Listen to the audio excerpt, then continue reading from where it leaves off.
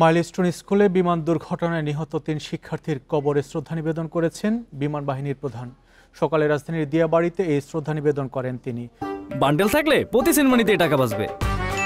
বিকাশ send money bundle কিনে জিতুন প্রতি লেনদেনে। পরে নিহতদের আত্মার মাগফিরাত কামনায় দোয়া করেন। একই পরিবারের নিহত ৩ শিক্ষার্থী হলেন ওমায়ের নূর আশফিক, বুরহানুদ্দিন বাপ্পি ও মাহিদ হাসান আরিয়ান। শ্রদ্ধা নিবেদন শেষে বিমান বাহিনীর প্রধান air chief marshal Hasan Mahmud Khan এবং তার সহধর্মিণী বাফওয়ার সভানেত্রী সালেহা খান নিহতদের পরিবারের সঙ্গে দেখা করেন। শোকাহত পরিবারের প্রতি সহমর্মিতা প্রকাশ করেন তারা। যে কোনো প্রয়োজনে নিহত ৩ শিশুর পরিবারের পাশে থাকার প্রতিশ্রুতিও দেন। পরে বিমান দুর্ঘটনায় নিহত ভাই বোন নাফি নাজিয়ার উত্তরার বাসায় যান বিমান বাহিনী প্রধান।